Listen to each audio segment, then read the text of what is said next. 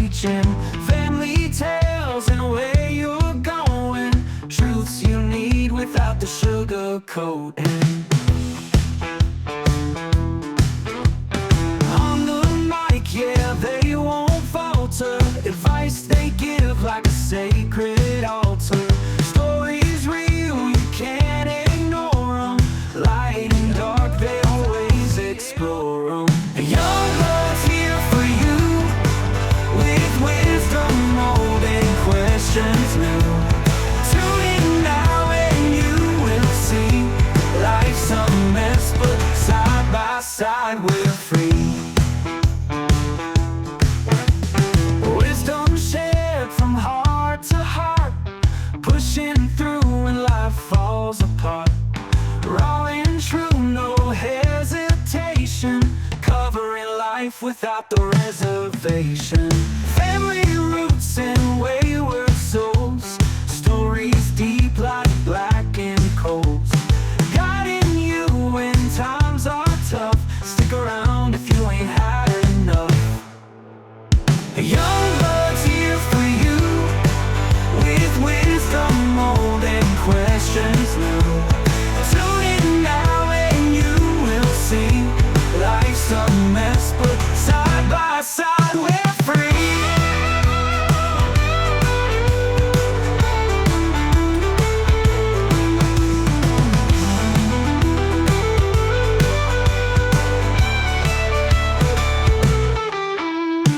Young blood's here for you, with wisdom old and questions new. Tune in now and you will see, life's a mess but side by side we're free. Wisdom shared from heart to heart, pushing through when life falls apart. Raw and true, no hesitation, covering life without the reservation.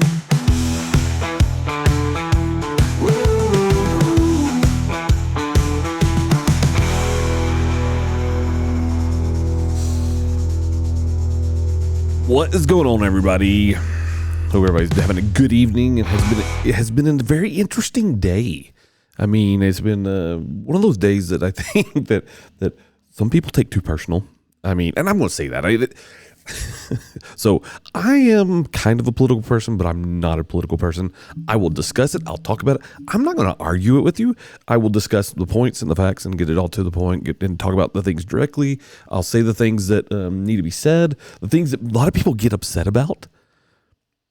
But the thing is, if it's factual, you can't deny it. I mean, no, you can deny it. You can say that it's not true. You can say it's not real. You can say that you can deny truth. I mean, people do that all the time. I mean, denying the truth it happens quite often.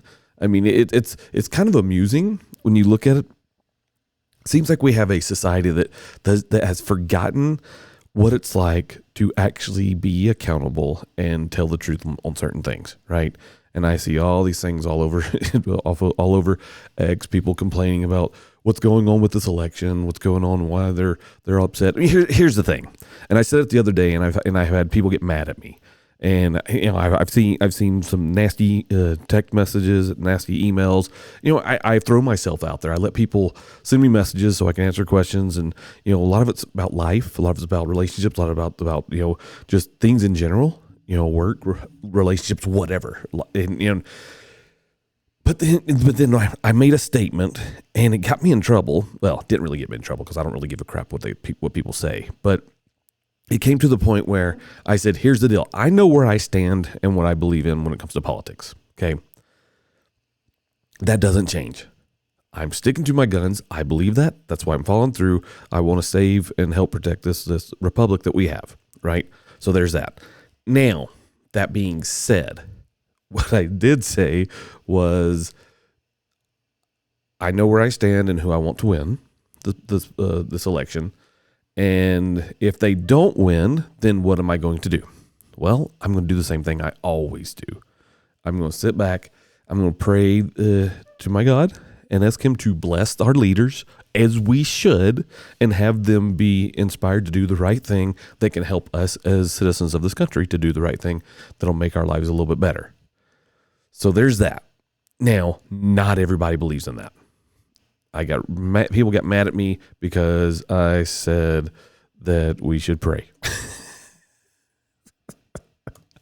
And I don't understand why people get upset at that.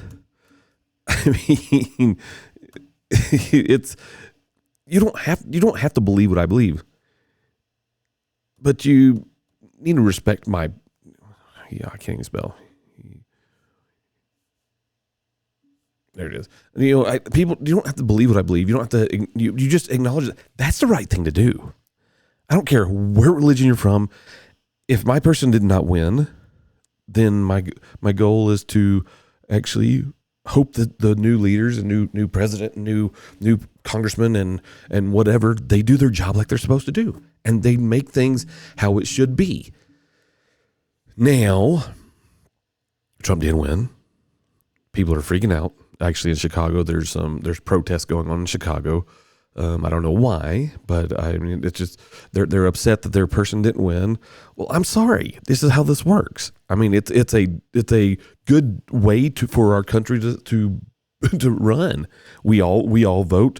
Those votes go to the number of electoral votes that go into each one of the for each state. The majority of them. That means that state goes to that person. I get it. You got states like California that are lopsided that have 50 something because it's based on the population. So that being said, whatever. So people get mad at me, people whatever. I mean, it is what it is. Bottom line is, do the right thing, people. Get off your high horse. Get off the anger that you have. Let's work together. Let's make things right. You can call me all the bad names you ever want to call me. I don't care. The right thing is always going to be the right thing. And if you can just, get off your ivory tower for just a little bit and say, hey, let's work together and make this good, then do it. Because I mean, that's what honestly, I've said that before when there was no Republicans in office, like they're in the lead of anything. And it's true. You have to do what you have to do, and you make sure that you do the right thing, but no one wants to do that right thing. And I feel bad and I feel sad for that because, it's one of those things. If we can be accountable for the things that we do, then our lives will get better. I mean, I'm serious. And it's simple as that. If you just can be accountable for making right decisions, be accountable for, telling people the right stuff, being accountable for, pretty much anything and everything that's going on out there, your life will get better. Now, most people don't believe that, and that's okay. That is up to them. That's up to what they want to do. That's totally their call, whatever. I can't change that. I can't fix that. That is just what people do. So it is what it is. Now, anyway, that all being said, I've got a few things that popped up today, some things I want to talk about. And before I get to the emails, we got a few emails to go through, some stuff to talk about. Some stuff I think is coincidence. Some things I don't think it's coincidence. Things I think is completely wrong. It's a little amusing, but it is what it is. But so, well, I mean, hold on, let me get this. The reality is we can. I'll play a video for you. This is something that's pretty impressive. This is something that we need to talk about. People that are freaking out about the economy. This is something that you need to hear. Watch this economics professor explain Trump's tariffs. Well, the income tax currently costs the American people $2.4 trillion a year. Trump proposes to replace it with tariffs of 20% on everybody but China, who gets an extra special 60% tariff. Altogether, that might bring in about $900 billion a year. This would grow America's economy like rocket fuel. Near term, we're talking a 20% increase in the economy, so about a $15,000 raise for the typical American family. Note that's on top of the $18,000 of income tax you would no longer have to pay. Knock off $3,000 for the tariffs, and you get about $30,000 in additional income for the typical American family, close to $3,000 per month. We might expect a doubling of annual economic growth. So 5% growth would be the new normal. Your kids would be 3 times richer than you, as it used to work in America. If we simply copy countries like Singapore, we might save around about $2 trillion or more. If a president can sell it to American voters, $30,000 is a chunk of change, Congress will go along out of sheer self-preservation.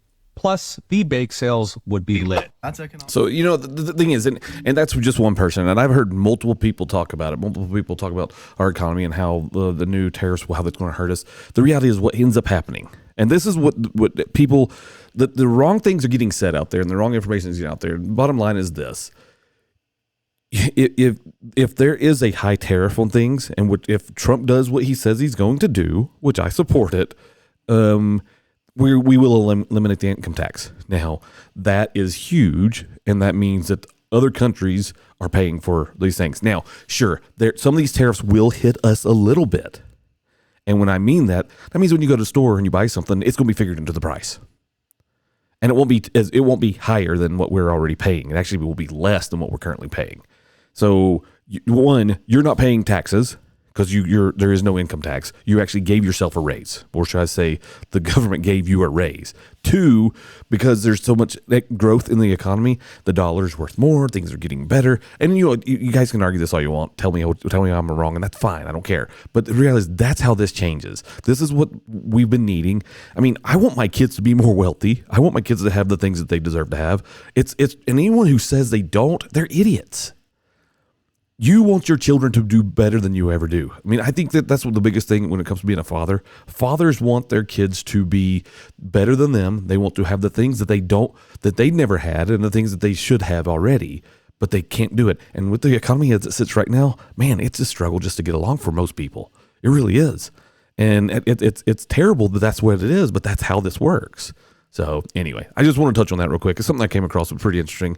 And then there's something else I want to touch on. And this is, I'm going to say probably maybe coincidence. I don't know. But it's pretty interesting. You don't have to have the sound for this. I'll just put it on right now.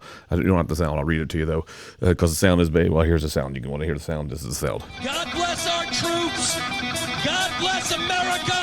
And gentlemen, start your engine. Okay, yeah, I know. So what it is, it says U.S. Civil Defense update. Yemen declares it's ending its war against the U.S. commercial shipping. So the Houthi spokesman, our operations in international waters were purely defense and was announced to be finally ceasing. These are basically our enemies. And I'm not saying that Trump did this because they figured out, well, crap, he's elected now, but it seems kind of coincidental, or maybe not. I don't know. Either way, war's starting to end. Other countries are seeing, well, crap, we got Trump getting back in office.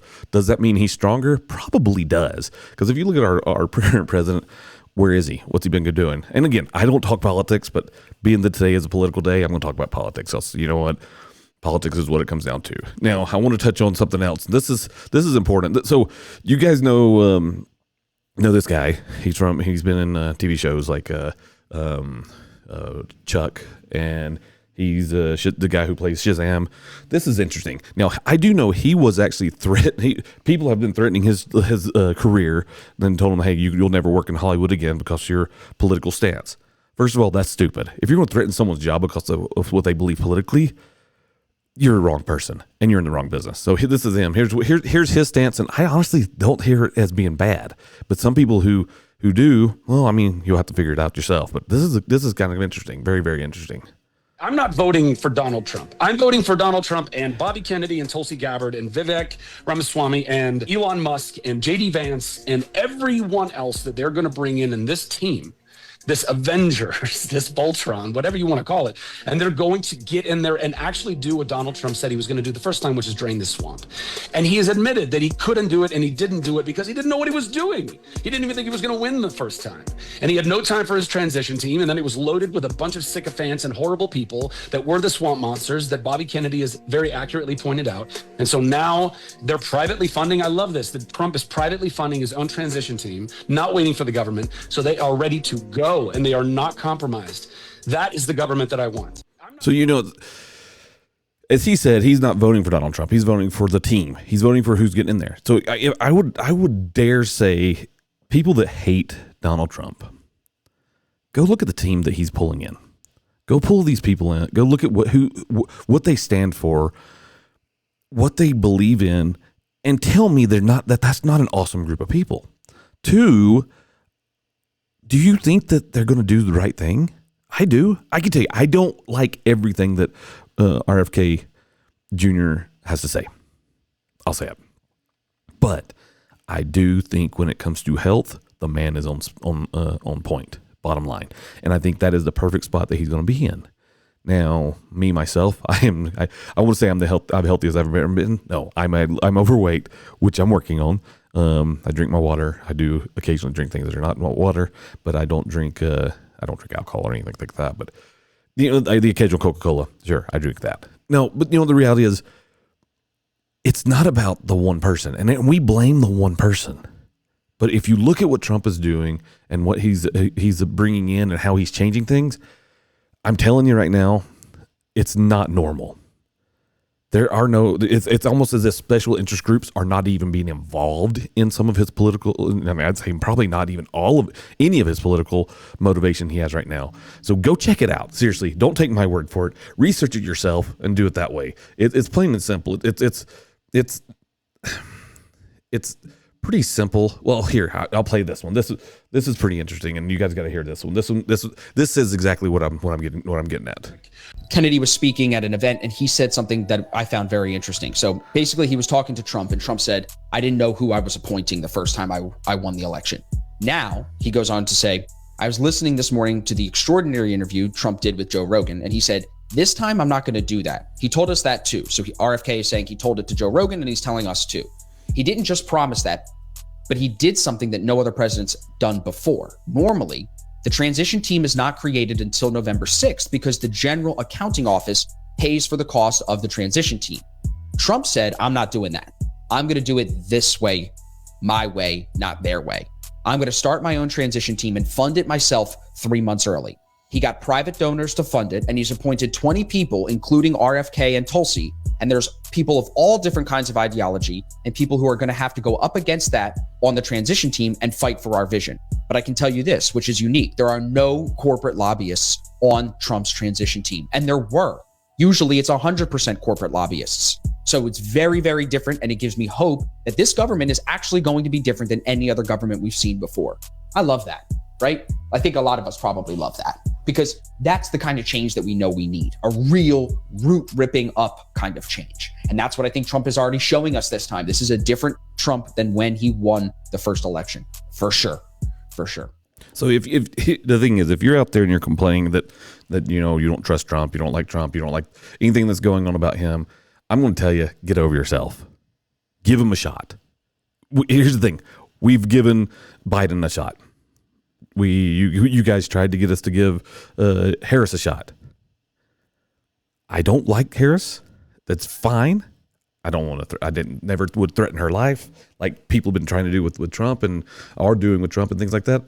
But the reality is this: pray for your leaders, hope that they'll do the right thing, and plain and simple, if it is the right thing and it works out, then awesome, and we're better for it. Plain and simple. So anyway, let me just get off the political high horse. Well, I say get off the political high horse. I don't know because I've got a bunch of emails here. I do know some of them are kind of politically motivated, but I want to talk about them. Let's get it going. And you guys actually came here for the emails. So that's what I do. That's what I do. I talk about the emails. So while I'm here, let's get these pulled up and let's go with them, right? Let's discuss some emails. And here, this can be disappointing for people, but it is what it is. And I don't know how to fix it, but let's get to it. All right. First email. Scroll down here to this. Okay. Hey, Devin. I just wanted to take a moment to express my disappointment with some of the opinions. Oh, this is actually not okay. Here we go. This is not what I thought. I thought my first one was going to be, but so here we are. Okay, we got a hate mail. Hey, Devin, just wanted to take a moment to express my disappointment with some of your opinions you've shared on your podcast. I've seen. It seems like you're completely out of touch with reality, and many people face, especially when it comes to important social issues. Your comments come off as insensitive and dismissive. Okay. And it makes me question how you can call yourself a voice for families when you clearly don't understand. Okay. When you clearly don't understand the struggles many women are going through right now. I expected more from you, and it's disheartening to see your platform being used in such narrow-minded ways. I hope you take this feedback seriously and consider the impact of your words.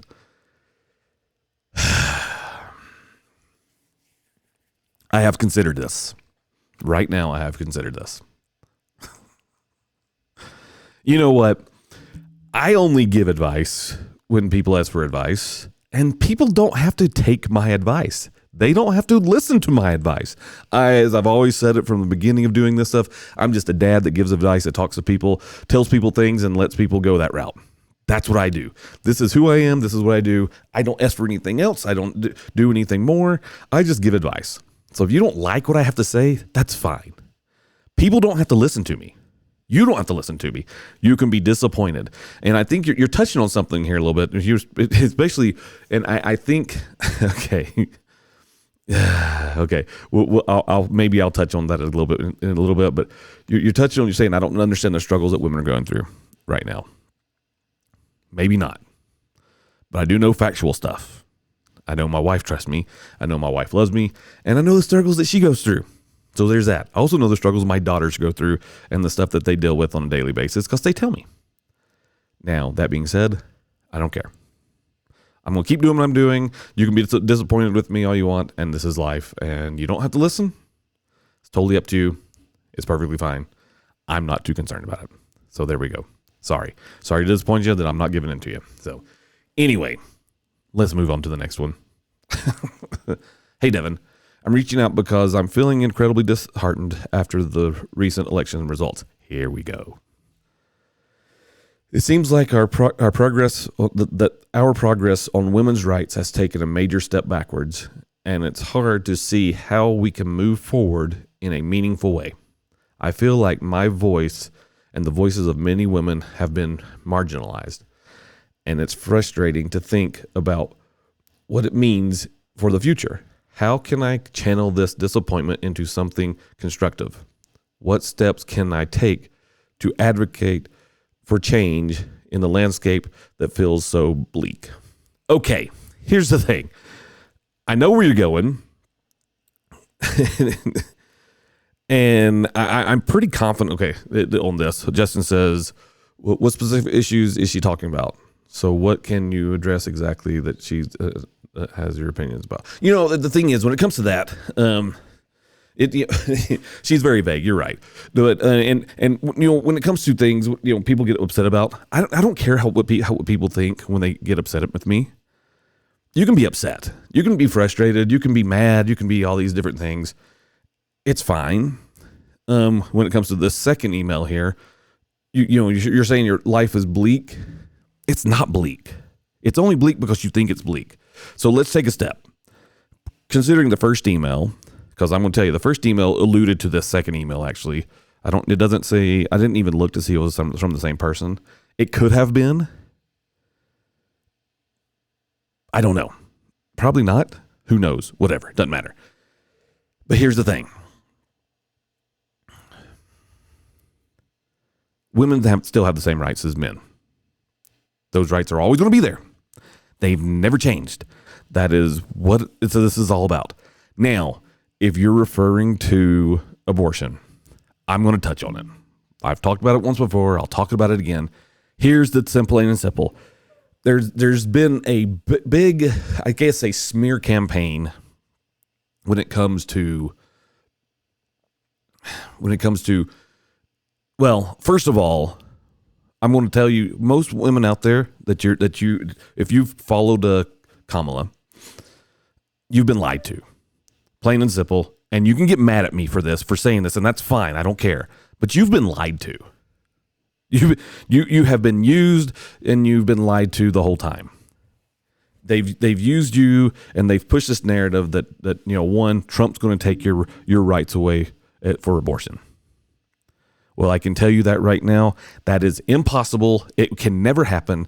And doesn't matter what president promises you what, it will never, ever come into play. Because one thing and one thing only.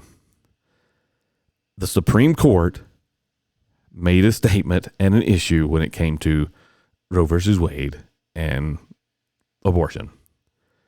They said, we will not make a ruling on this because it does not involve us. I'm paraphrasing, so you go look up the exact words and you'll learn something. And this is an education issue, which people tend to have a problem with these days. They said, we're going to throw it back to the states. States can handle it. No one else can touch it. That's the final law. That is the rule. That's how this works. They're called the Supreme Court for a reason. They are the final deciders of this. So they threw it back to the states. So that's why every state has similar or extreme differences when it comes to that particular law. So if you're feeling marginalized and frustrated, it's because you've been used. And that's a sad thing, that you've been used. And you shouldn't have been being used, but you've been used for political purposes, and I'm sorry for that.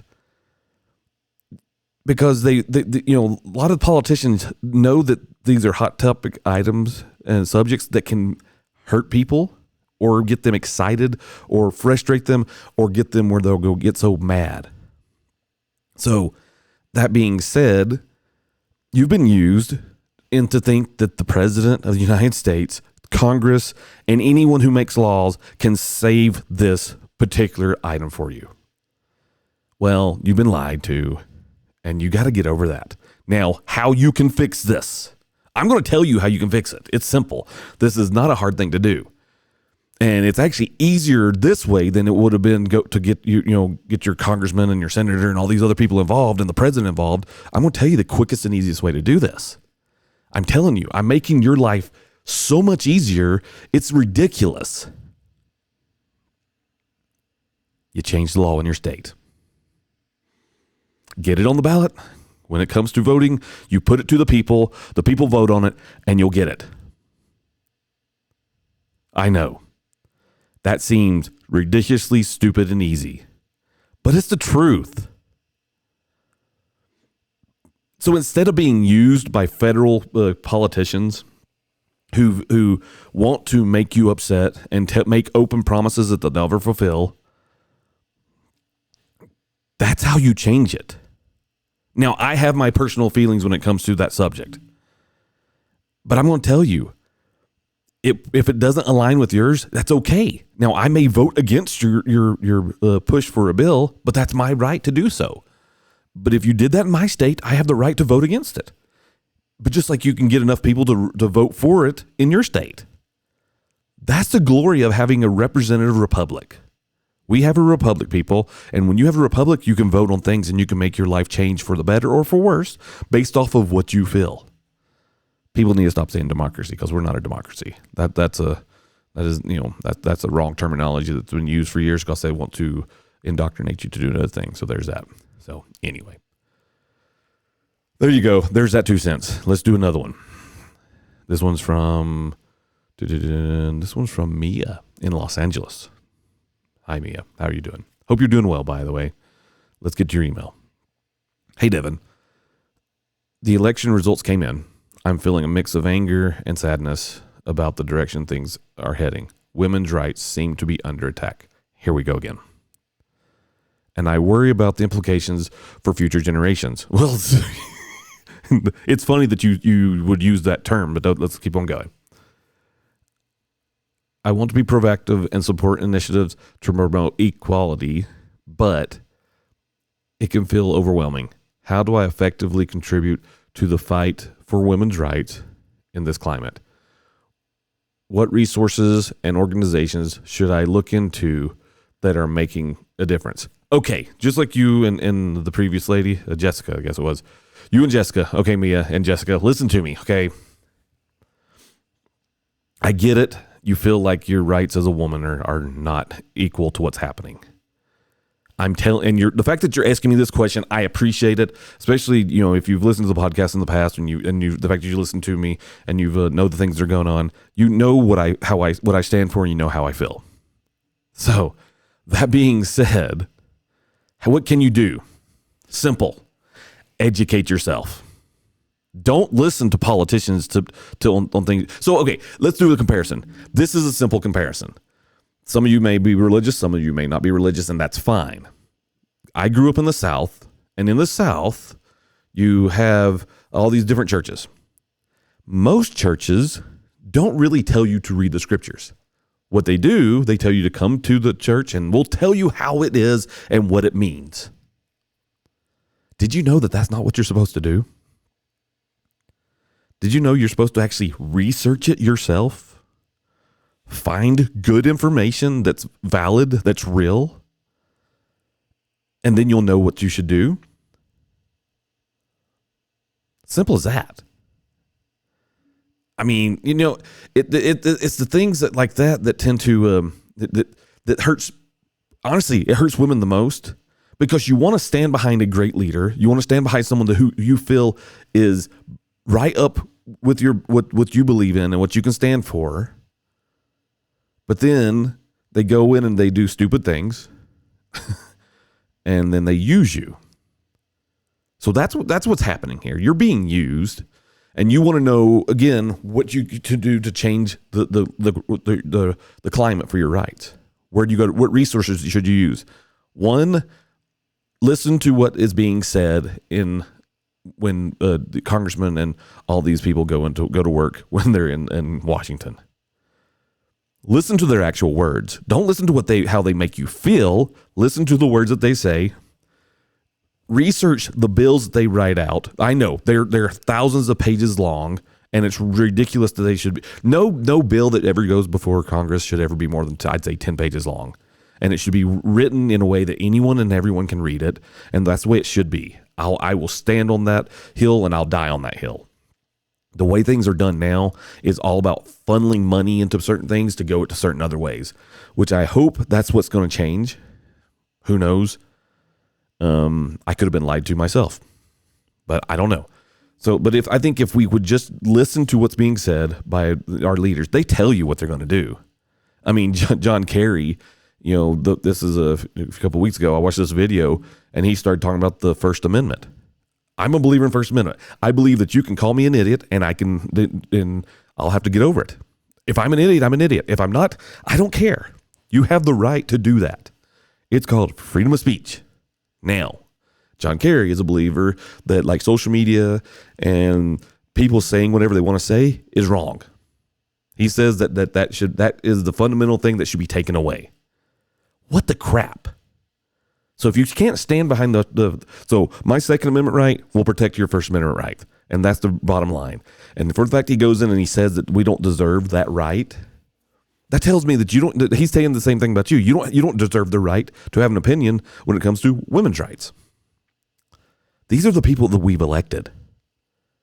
That's horrible. That tells me those people don't care about you. They only care about one thing, and that's what can go into their pocket. I'm dead serious. Listen to what they say, read what they say, and your life will change. It's called education. Don't believe everything that a politician says because honestly, if they're talking, they're probably lying. Yes, I'm radical right now, whatever. People can call me radical all they want, but that's the reality. The right thing is always going to be the right thing. And when people don't do the right thing and they go, so you have to, okay, when it comes to a lot of things, and this is where I think the hardest part for women when it comes to things, you have to separate the emotion from the action or what's being done. That is hard. I think a lot of men can do that. Not all men can do that by any means. But I think that's the biggest problem when it comes to that's not really a problem. That's one of the biggest differences between the sexes is men tend to compartmentalize everything because honestly our lives can be pretty rough because things have been done to us, things have been told to us. I mean, we're constantly berated and told we're worthless. This is something that actually is real, and I wish it wasn't real. I wish it didn't have to happen that way. I wish it wasn't always that way. But it is what it is, and we can change that. Just like we need to recognize there's good people everywhere, we need to recognize that there's good men everywhere. Toxic masculinity does not exist. Only masculinity does. Toxic people do exist. So there's that.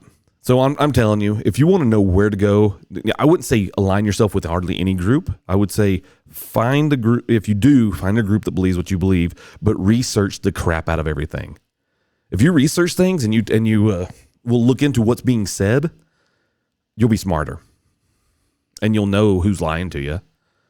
And don't believe everything people tell you, because seriously, don't believe anything I tell you. I'm going to tell you right now, I will do my best to tell you the truth at all times. But put my words to the test, and if my words end up being false, you can tell me, hey, Devin, you're wrong. Okay, that's fine. Teach me something. Tell me educate me on something that I may not have known, so I can know it better in the future. I'm willing to learn. I am teachable, and you can educate me. So there's that. Anyway. All right. Do we have any more political ones? I kind of hope we don't, because I want to move on from that. I want to get into people's real problems. Not that those problems are not real, but I think those two emails there were more knee-jerk reactions of people that are frustrated about what's going on. So there's that. There's that. I get you're frustrated with our current political spectrum right now, and I'm sorry. But isn't it great that we can do this? And I'm going to say, isn't it great that we can vote for people? Those votes can be counted. Those counts go towards the electoral college. Electoral college says, okay, majority of people said this, so it's going to go over here. That's a beautiful thing. Anyone that's against that, they don't understand how this whole thing works. It's a beautiful, wonderful thing. No other country really has that. Some countries have similarities to that, but no other country really, truly does that and follows through with it. It's amazing. It's a beautiful thing, and that's what we do. It's part of, we got to do it. It's part of how our lives can be that much better. It's part of how our lives can grow and be happier. It's all part of it, right? So if we can just get past that and think about how wonderful it is that we can be let down because our person that we wanted to win lost. I mean, it's no different when you have a baseball game or a football game. When your team loses, you're upset. But guess what? You can play that game again. So if you guys are down today, and I'm sorry that you're down, it will be better. It will get better. Your lives are going to be happier. And if they're not happier, then make it happier in the next turnaround. I'm hopeful and I'm going to pray for our president-elect that he'll make the right decisions that will not affect us in any bad way. But if they do, I'm going to keep praying that things will be done in the right way. Plain and simple. So there's that. Anyway, let's see what Melissa from Denver has to say. All right, Melissa, let's figure what you got going. Hey, Devin, I recently had a pretty insane argument with my partner, and it's about something that's been bothering me for a while. But the conversation escalated,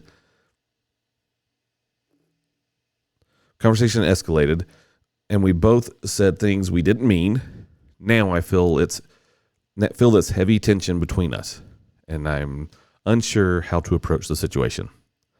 I want to apologize and talk things out, but I don't want to come off as if I'm brushing everything under the rug. How can I initiate a conversation that allows us to both express our feelings and heal from this? Your advice would really help help me find the right words. Okay. Arguments suck.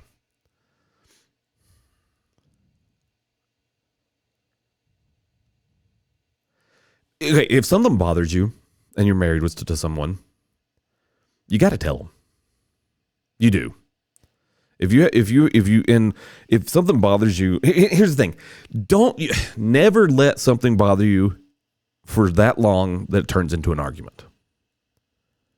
If I did something to my wife or something that frustrated my wife right now, right? She knows she should tell me right then. Don't let it fester. Don't let it build up or any means. Don't tell me. Tell me right then. And if you can't tell me right then, because you don't want to tell me because it's going to make you lash out and be mad at me, okay, give it a minute. Then come back to me and say, hey, you did this and it bothered me. Now, it sounds like that you've been something that's been bothering you for a while. And you say that it has been bothering you for a while. You didn't tell me what it was, and that's okay. I don't need to know. I mean, it would help out on my decision making of what's the best thing to tell you, but it's okay. So your conversation escalated. You got mad at each other. You both yelled and screamed at each other. Now you're feeling there's a heavy tension between you. Yeah, because you yelled at each other. You're frustrated with each other. You're mad at each other. You don't. That's not a good way to have a relationship. Okay. Everybody has an argument, but the thing is, no matter however fast you got into the argument, you should be doubly fast at forgiving and saying I'm sorry. That's the reality here. You need to be able to sit back and say I'm sorry. And you also need to be willing to it is imperative for a good relationship. I mean, if you want a good relationship with someone, you have to talk to them. You have to tell them everything, literally everything. You don't hide things. You don't have secrets behind your spouse's back. You don't. If you're boyfriend and girlfriend, as you're growing that relationship, you're slowly opening up to each other and you're telling each other all the things that are going on in your life. You should get to the point where you're so vulnerable with each other that you don't feel vulnerable anymore, because it's common day practice. So you say you want to apologize and talk things out. Well, then do it. Apologize. Because the thing is, you guys had an argument, which means your passions were high. You were both frustrated. You're both mad, and you both yelled at each other. Apologize. Now, that doesn't mean that it changes the things on how you feel. It doesn't change the fact that you're frustrated with what's going on between you guys. But you can apologize for raising your voice. You can apologize for calling them names if that happened. You can apologize for all the bad things that went on. You don't have to brush it under the issue. The main core of the issue doesn't have to be brushed under the rug. It needs to be talked about. And you can just tell them. You can go into here. Okay, here we're gonna play it out. Here, ready? Here we go. You're gonna go to them. Because the longer you wait, here's the thing, the longer you wait on this, the harder it's going to get, and the more tensions are going to rise. The more they're going to lash out, more you're going to lash out, more you're both going to feel like there's an injustice being done. So the only way to fix this, honestly, is to go right now and say, I would like to talk, and in the process, I want to apologize. And you're going to say this. I'm sorry that I raised my voice. I'm sorry that I allowed this problem that I've been holding in for a while to build up so much that it has caused us both to be mad at each other. I love you. And I want you to know that. I really do love you. And I was dumb to let this issue become such a big issue. I should never have done that. I should have been straightforward with you. I should have expressed it to you the first time it happened, because that's what we should do. We need to talk about this. So I'm going to tell you, I'm sorry that I lashed out like I did. Can we please discuss this in a good way? Plain and simple. That's literally what you got to say. Then you let things happen. He's going to have emotions. He's going to he's probably got his feelings hurt, just like you got your feelings hurt. And you have to acknowledge that. Seriously. Men got feelings, guys. Just like women got feelings. We all got feelings. But if you can address it in a right way and you can talk about it. I mean, you guys love each other. You've been with each other for a while. Talk it out. It's not the end. I can promise you this. If you're not willing to discuss things with each other from the beginning, if you're not willing to take into effect how people feel, and this goes on both sides. If you're not willing to take into effect how people feel and be willing to be vulnerable enough to have your feelings get hurt, you're married. Your feelings are going to get hurt. I've hurt my wife's feelings many times, and I hate doing it. I don't do it on purpose, but when she tells me, I'm like, oh man, I didn't know that. It's the same thing with her with me. She's hurt my feelings many times. But you know what? If we're willing to talk about it and we're willing to discuss it, then we're that much better off. That puts us in a better place. We are better off for it, and we are going to have a stronger, better relationship because we're willing to discuss it. Seriously, those are the things that you got to do. If you want a good, healthy relationship, you got to be vulnerable and you got to be willing to discuss anything there is. No questions asked. Discuss it all. Figure it out. Work it out. Now, if they're a total jackass, I don't know why you're with them anyway. I will tell you this. Sometimes it's better to get out of a relationship than to stay into one. Okay? Especially if they are abusive, you need to be out of it anyway. No one deserves or should ever be in an abusive relationship. Plain and simple. That does not and should not ever happen. Okay? Plain and simple. All right. What else we got here? Tom from Atlanta. Near my hometown.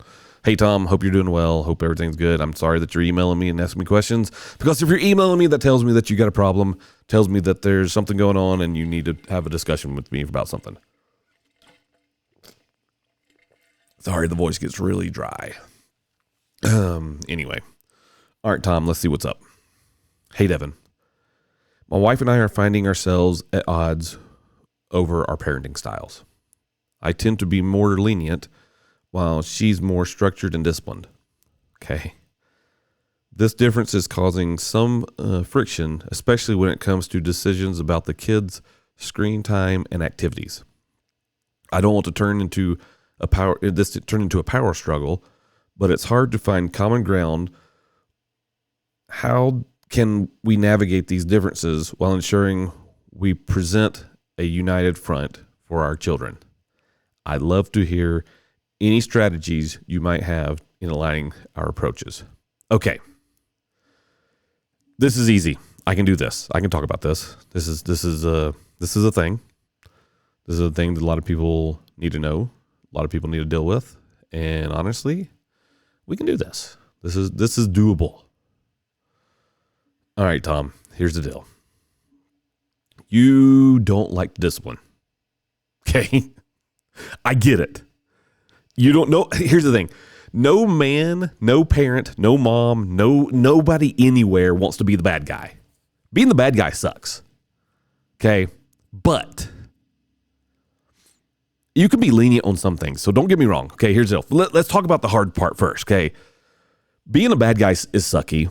Being the bad guy is difficult. Being the bad guy when you're raising kids is necessary.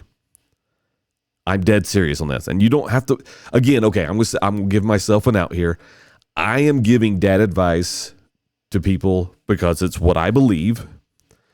Some of this is what I've done. Some of this is some things that I've read. Most of this is common sense. I will tell you this right off. Being the bad guy is hard work. Your wife doesn't like being the bad guy. No more than you do. Okay. Raising kids is hard. Raising kids can suck a lot. Because honestly, when you're raising kids, it's almost as if you're trying to wrangle and negotiate these little teeny tiny terrorists to be not little teeny tiny terrorists. This is what you're trying to do. Because if you don't take any discipline actions with your kids and you're not firm with your kids on some things, they're going to turn into a-holes. I'm serious. I'm lucky that I was raised by a generation that instilled basic, simple little things in my life and my siblings' lives that required us to be better people, to be good people. I was a blessing. Total different generation. Now, I have raised my kids slightly different. My wife, both of us have. My wife and I, both of us had different ideas of what we should do. when it came to raising kids. And I will say this, it has changed over the years of raising kids. Now, I will say this, we have 5 children. We've been raising kids for 23 years. Our oldest she's 23 years old. So there we go. I'm going to tell you what we've done with our older kids versus what we've done with our younger kids. It's slowly changed a little bit, because I can tell you some things you don't have to argue over. Some things are not worth the deal with, but the right thing is always going to be the right thing. Okay. I've learned that over the years. Okay. Now, what seems important right now may be important right now, but later on in grand scheme of things, probably not that important. I will tell you, with our oldest to our youngest, there are some differences on styles of how we've raised them, right? I can honestly say, I don't think we've raised any assholes. I don't think we have. Our kids have done things that have disappointed us. But guess what? They're adults now. Not all of them. We still got, a couple of them in the house still. We have technically 2 teenagers in the house. Our youngest daughter still lives with us right now because it works and it's easy and it helps her out. So that's fine, because it's expensive out there. Come on, give me a break. We have a senior in high school, and we have a 14-year-old. And let me tell you, I'll take myself, for instance. I'm number 6 of 7 kids, and I can tell you my parents raised us slightly different than they raised my older siblings. They gave us opportunities to do things, but they also, in that process of those opportunities of doing things in the right way, they gave us time to make good and bad decisions and forced us to learn from it. Simple as that. Okay. So here's the thing: for you and your wife to be on the same page, one thing you never want to do, one thing for sure, ever, do not argue in front of your kids and with your wife. Because I'll promise you this, when your kid comes to you that says, well, mom did this, guess what? You stick with what she said. You never backslide on that. Now, what you can do, you never call your wife out in front of your kid and say, well, I would never have done anything like that, because that's wrong. Okay. She's your wife. You're going to be with her longer than your kids are going to be in the house. So let that sink in. You're going to be with your wife longer than you're going to have kids in the house. Hopefully your marriage lasts that long. My parents' marriage, up until my mom passed away this past year, my parents were married for 65 years. I hope you guys have that opportunity. I hope everybody gets that opportunity to be with someone for 65 years or more. So think about that. Yes, I know she's probably your little princess. He's probably your little prince. Your kids, you love them to death, but never argue or change something in front of that your spouse has told them in front of your kids. Now, what you can do, if your kid comes to you and says, mom did this or dad did this, whatever, say, okay, well, I'm going to stand with what mom says, but I'll talk to mom and get the full understanding of what happened. Okay, there's the out, right? Then they'll go away.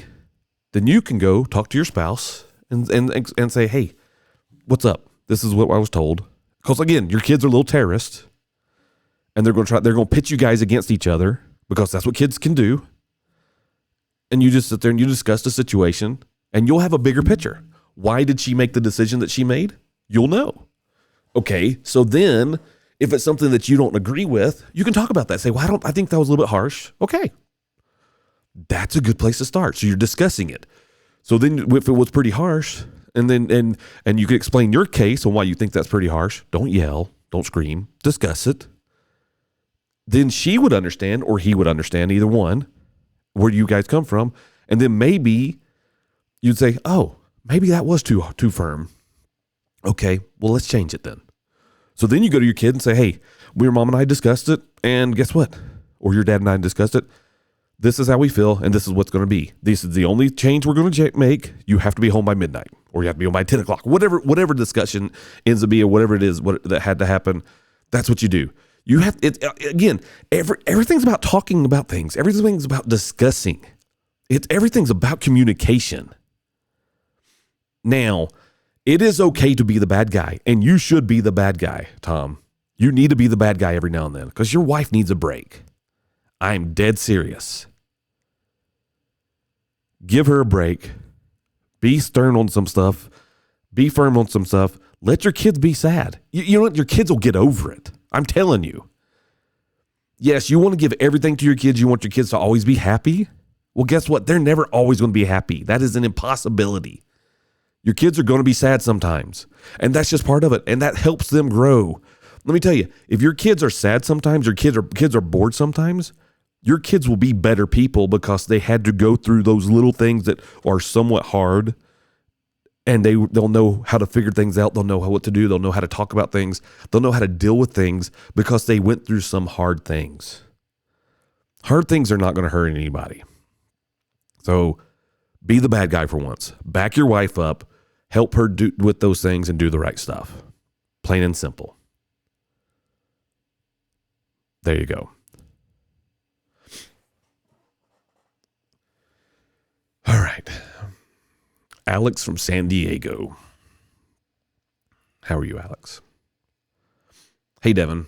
My partner and I are currently facing some financial stress due to unexpected expenses. You're in San Diego. That is your first problem. Anyway, sorry. I digress. And it's starting to take a toll on our relationship. We've had tough conversations about budgeting, budgeting and priorities, but they often end in frustration rather than solutions. I want to approach this challenge as a team, but the tension is palpable. I can't even say that word. I know what you're saying. Anyway, how can we effectively communicate about our finances without becoming a source of conflict? Your insights would be greatly appreciated. Okay, let me tell you what. Finances suck when you're in a marriage. Okay? When you're in a relationship and you've combined finances, it is very, very difficult and hard to do. Okay? And it is very frustrating. And I'll say it, when you live in a expensive place to live like in San Diego, it's not going to get easier. Now, you guys can be on the same page. I can tell you this right now. My wife she abhors the discussion of money. She loves it when we have plenty of money. She hates it when we don't have enough. She hates talking about budgeting. She hates talking about the things that we can't afford. And it's gotten better over the years. Don't get me wrong. Like when we first got married, she did not want to discuss budgeting whatsoever, and it was all on me. I would try to include her, and she would say, nope, I don't want anything to do with that. I don't care about it. I don't want to discuss it because I don't want to argue. And I get it. Budgeting sucks, and it's hard, but it's something that you have to do, especially in our society as we sit now. Okay? So, if it's in most issues when it comes to budgeting is not necessarily the issue of having too much money. It's usually the issue of having not enough. So that being said, to not have enough money is a very sucky thing, and it's hard to survive when you don't have enough. So how do you have enough? First of all, you need to talk about it. First of all, let's go there. Let's backtrack. Okay, let's backtrack. You need to be willing to talk about it. You need to sit down and discuss it, lay it all out, look at your budget, see what kind of bills you have, talk about the bills, see what's going on. I mean, the thing is, when it comes to bills, when it comes to living life, we all all want everything, but you have to talk about it. You have to be willing to just sit down and discuss, even it's the hard things. You want to have a strong relationship, you talk about the hard things, and this is one of the hard things. Money sucks. Money is hard to deal with. You got to do it. Get over it, okay? Now, to effectively communicate it is to sit down. Now, the effectively communicate it also means you got to figure out what to get rid of. When it comes to a budget, there's only so much you can do. I know so many people out there that have a normal job and a side hustle. And that's usually both people in a relationship. So you got two normal jobs and two side hustles because you're both trying to make money. And you're both trying to figure out what money you need to come in and how things are going on. So that being said, you may be doing everything you can to bring in enough money, but you still don't have enough. So then you got to look at your outgo. This is a hill I'll die on forever. And it's something that most people don't think about, but you got to do it. Okay. So that being said, here we go. You don't need Netflix. Yes, I said it. You don't need Apple Plus. I said it. You don't need Hulu. You don't need Disney Plus. You don't need any of those things. They are nice. They are luxuries. They are the most beautiful things you can ever have because it keeps us entertained. Now, what you can do is change the thinking and say, I don't need it all the time. I get it. That is hard. That's a frustrating discussion to have. You don't need it all the time. What you do need it is maybe once or twice a year. These companies are made to do nothing but take money out of your bank accounts every month. That's how they're geared towards. When it comes to gym passes, it comes to all that stuff. Those companies, they only exist because they know that they can keep money sucking it out of your bank account on a daily, monthly, weekly, whatever basis it is. It's going to happen, and we allow them to do it. So how do you fix that? You stop allowing them to do it. So when it comes to TV, this is simple. Most people pay for the premium packages for all the television stations, right? Or television streaming services. Television stations are free. If you want, here's the deal. If you want entertainment and not have to pay for it, you got a TV in your house. You guys live in San Diego. I guarantee, if you go to Walmart or any store that sells antennas, they have digital antennas. No joke. This still is a thing. Take it, you go in back behind your TV, you screw it into the coax cable thing in there. You hang the antenna on the wall. You're going to get 20 channels for free. Now, they're local channels. They're going to be local TVs. It's not going to be your streaming services and all that other stuff, but it's going to be TV shows, and you'll have to catch up on those shows and things like that. That's free, okay? TV is a luxury. It's not a must. Now, if you like your shows, they're on Netflix or Disney or whatever. So what you do is simple. Say we're going to have Netflix twice a year. So what you do, you go to Target, Walmart, whatever, and you buy a Netflix gift card. Okay, hear me out.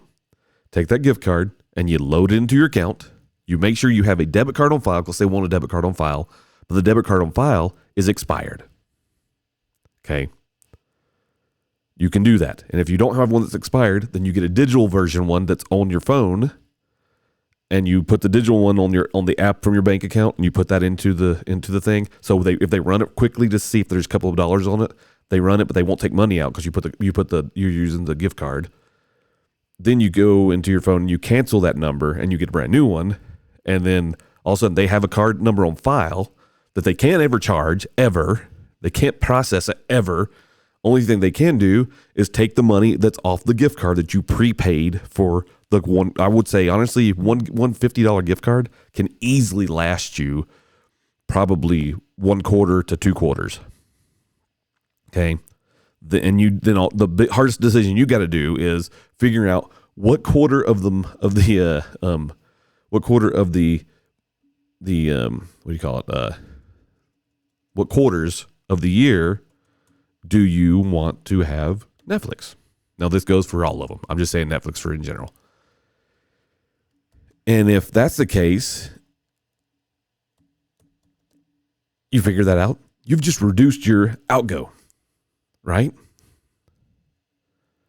And if you've reduced your outgo based on that, how amazing is that? You just added money back into your budget. You can essentially do the same thing for everything that you have. Seriously, that's just one little thing. There's so many little things you can go in to change your budget. You don't need, so cell phone bills, there's cheaper cell phone services out there. You're paying a premium to be with, what do you call it? What is that company? You got AT&T. That's a premium cell phone service, which doesn't give you the greatest service. Same thing with Verizon. That's a premium cell phone service that they lie to you about, that they're giving you great service, because let me tell you, I've had both of those services, and I've lived all the way across this country, middle of nowhere to cities and things like that, and their service equally sucks. Okay, dead zones, all this other stuff. My parents' house, I can tell you who I'm with right now, and we pay like $200 a month, a little over $200 a month if I remember right. And I have 6 lines, and we pay, and that's what I'm with Xfinity because our internet's with Xfinity, so that's cheaper. Honestly, a good service out there is actually Ryan Reynolds' company, what's the name of that one? I can't even remember.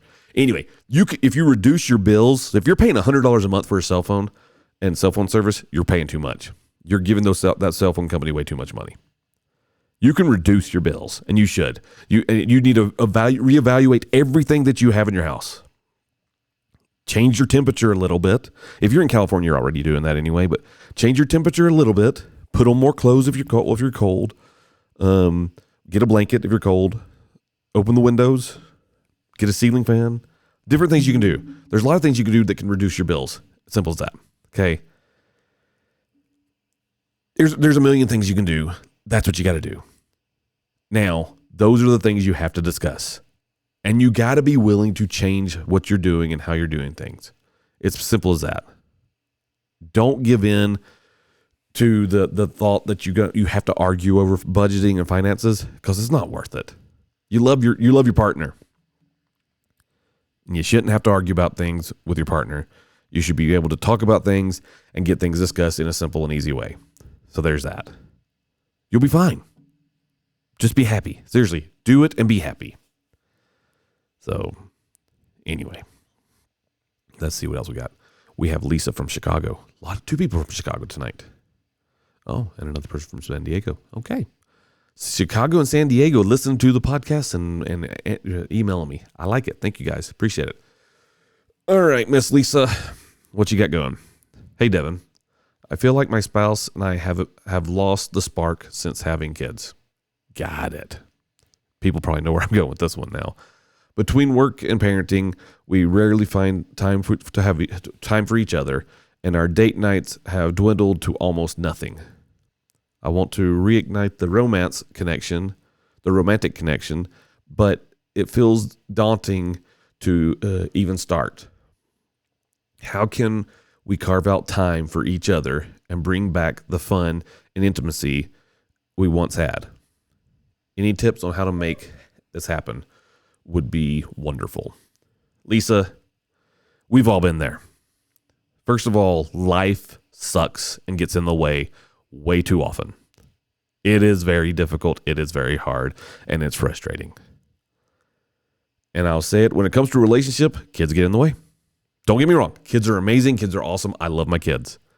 And when you have kids, your priorities go towards the kids, as they should. They're your children. You need to prioritize your children. But that being said, your kids are going to move out eventually. Your kids are going to leave you. And if all you have left is an empty shell of a relationship because your kids are now gone and you guys focus just on your kids, you're going to have nothing. My dad once told me, and this was sad. My dad once told me, my parents raised kids for 40 years. There's 7 of us. They raised kids for 40 years. If you're religious, you'll understand this. And the reality is, Moses wandered the wilderness with the children of Israel for 40 years just to find the promised land. My dad and my mom raised kids for 40 years. And it gave him a time to find the promised land. When my dad told me that he told me once that, he said, Devin, I don't think I know your mom anymore. I sat there and thought about that for a minute. I said, Dad, you don't have any kids? He was talking about because my little brother had, he got married and moved out of the house. And he says, I don't know your mom anymore. And I said, well, isn't it time to figure it out now? Isn't that a blessing? Isn't that amazing that you can now spend time to figure that one out? And he did. Plain and simple, he did. It can be hard. Relationships can be hard. You got kids, you got work, go to the gym, whatever you have going on in your life is hard, right? But you got to find time for each other. You got to find time to, even if it's 10 to 15 minutes a day, minimum. Okay, I won't say it, I'm going to quote it wrong, but Jordan Peterson said, and yes, I'm quoting Jordan Peterson, some people don't like him, but listen to what the man says. He's actually very intelligent, okay? And you can tell that because the man, you have to have a dictionary and a thesaurus around just to understand half the stuff he says. That being said, the reality is this. He said if you're doing the bare minimum, and there was a study that was done, and he's talking about the study, or he may have done this. I don't remember, but I just know he talked about the study. The bare minimum just to keep a relationship going and healthy is you need 15 minutes a day of talk and discussion just to keep it level. Not on the incline, not getting better, but level, just to keep it where it's at. So you guys need at least 15 minutes a day doing that. I'm going to say you need 45 minutes to an hour. Okay. Now, how do you squeeze an hour into your day? You got to just do it. Now, one thing my wife and I do, and this is something we do, and this may not work for you guys, but it works for us. We like to cook with each other. We spend time with each other. So she'll cook, I'll clean. I'll cook, she'll clean. We'll cook together, whatever, right? It's just doing things together. It's spending that time together. The kids are there. They see it doing. And honestly, it's good for the kids to see that. They're like, hey, mom and dad are getting along. They're doing the things that are good. So there's that. Do things together. Start at home, okay? If you don't have time to go out, start at home. Now, I will tell you, you should go out. Minimum 1 day a week. Go out, do something. Go to a movie, go on a walk, go get a cup of coffee, go get whatever it is. I don't care. You should go out. Find a babysitter. Drop the kids off at your parents' house. Whatever. Have a good friend that you trust. Drop the kids off there. You have to do that. If you want that spark to be there, if you want to reconnect and rekindle the things that you used to have, you have to do those things. You have to figure out somehow to spend that time with each other and make that time quality and make it happen. Because if you're not going to do it, no one else is going to do it. And then all of a sudden, you're going to have the kids move out. And then what are you going to have? You're going to have an empty shell of a marriage. And how sad is that? Do you want to have that discussion with your kids when they're older? I don't know your mom anymore. I don't know your dad anymore. That's sad. You don't need that. You deserve better. You guys loved each other in the beginning. You should love each other now. You need to figure that out. The only way to do it is carve out the time. Make the time. If your lives are too busy, give up on something. Seriously, if you planned your life out to the T where every hour's got something going on, go through there and say, hey, we don't need this. Scratch through that on the calendar, get rid of it and say that is our time.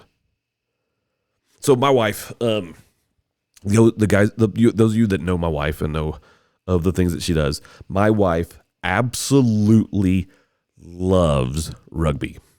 Adores. I like rugby too, don't get me wrong, but she loves and adores rugby. She loves doing everything there has to do with rugby. And the main part is not just because it's rugby, because our kids play rugby. Our kids play the sport. Okay. That being said, there was a time when all she did was rugby. And did it get in the way of our marriage? Absolutely. She would volunteer to be on every board there was for our kids' rugby teams. She would volunteer to be at for the games when every Saturday or Friday or whatever they were for that. She would volunteer to be the room mom, the rugby mom, would you name it? So her entire life would be go to work, go to rugby things, come home, eat, go to bed. I would rarely see my wife. We had a discussion. No, I was not a jackass, but the discussion was simple. And I told her, I said, I miss you. I don't see you that often. I don't like it. And she was taken back a little bit by it because she's like, well, I mean, this is for our kids. And I'm like, I get it. I understand. It's for our kids. I love our kids. But I miss you. When is there going to be us time? It's getting in the way. And I told her, I said, honestly, I kind of resent rugby for that fact that you're spending all your time doing the rugby stuff and you're not spending that time with me. That was a real conversation. So what happened? There was two changes, two things that happened. Two changes were made, and they're made by two different people. I did a change and she did a change. What did we do? Well, I started volunteering more so I could hang out with my wife, which is fine. I love it. I love rugby. I love hanging out with my wife. I love doing things with my kids. I love going to the games too. But I changed what I did so I can hang out with her. And because I wanted to hang out with her, she got to hang out with me. Win. The total, as Matthew McConaughey would say, that's a green light. Good book, by the way. If you haven't read it, go read it. So I made that change. What did she do? Simple. She decided to back off on some of the club meetings. She decided to back off on some of the things that she had to do. She changed that aspect of her relationship with rugby. And she decided that she wanted to be home a little bit more. And by doing so, meant that she spent more time with me. And also on the other side, she got to spend more time not with just me, but also with time with our other kids that other kids, our daughters too, her included, that don't play the sport. Our youngest kid does not play rugby. He doesn't like it. It's not what he does. He loves the game. He loves parts of the game, but he doesn't want to play. And that's fine. So we both made, what's the word I'm looking for? We both changed the things that we did and how we did things to accommodate, because in the end, we know it's just going to be us two.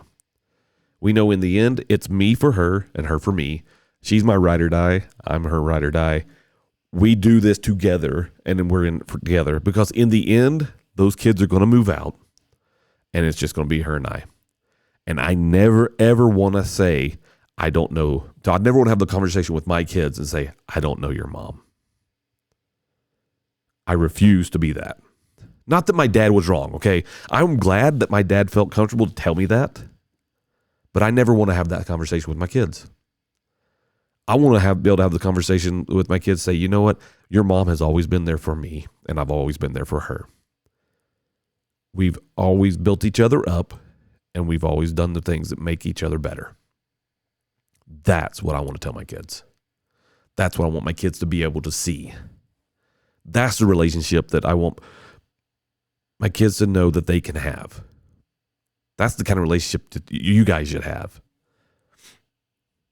So as parents that are barely trying to find, that are struggling to find time to spend with each other, and your date nights are dwindling to nothing, it is so important for you guys to step in and change some things that are going on. Your career is going to be there. If you're spending too much time at work, spend time less at work. If you're paid by the salary, if you're a salaried employee, I'm telling you, do your job, but your family should come first. Do the things that will help your family do the right thing. Do the thing, because your family's only going to be there for a short amount of time. If you died tomorrow, your job's going to replace you. They don't care. HR will put an advertisement immediately and you'll be replaced. Treat your job with respect. Do the thing that your job needs the most, but don't forget what matters most. Love your kids' sports, but remember, do what matters most. Plain and simple. Those are the things you got to do. You got to be there for each other. Your relationship means more. Your relationship doesn't mean anything to anybody else but you. Doesn't mean your relationship, it doesn't matter to your parents. I mean, they want you to be together. They want you to be happy. But your relationship doesn't matter to your parents. Your relationship doesn't matter to your boss. Your relationship doesn't matter to anybody except you guys. That is it. You guys got into it together. You started it together. You want to finish it together. That's what matters.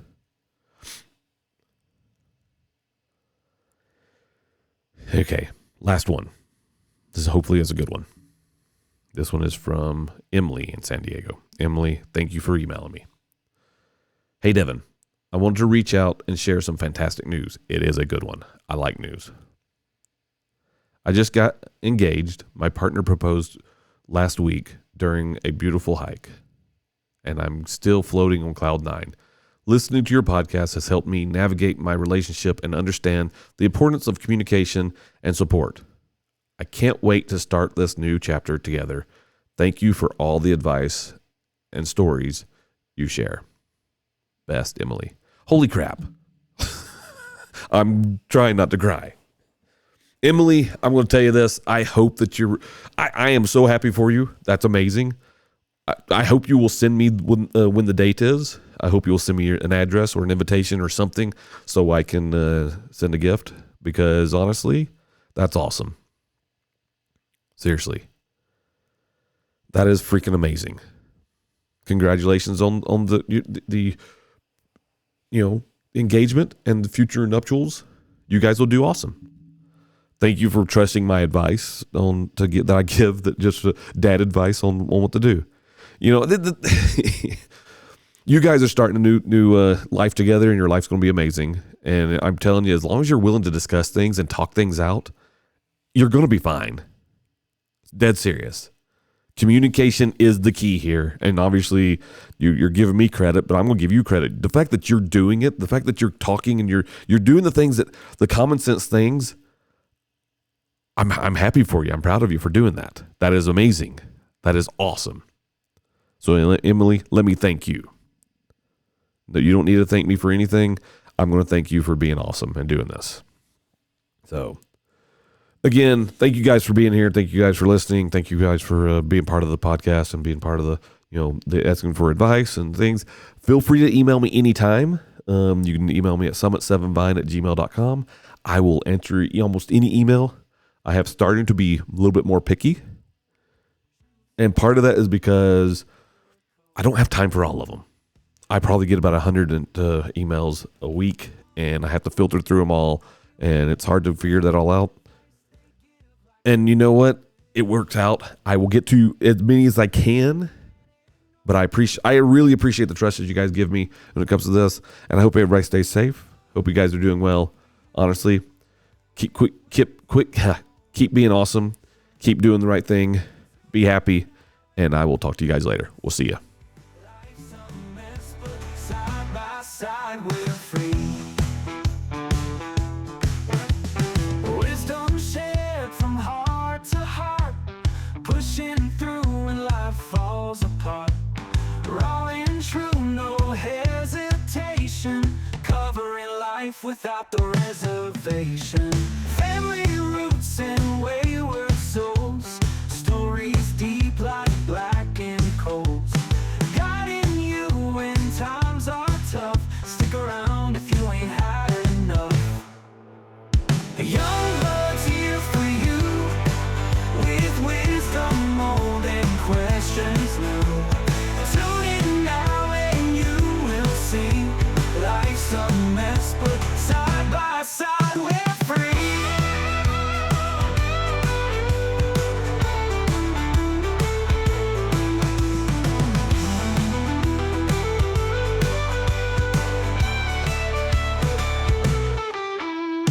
Nobody's here for you, with wisdom old and questions new.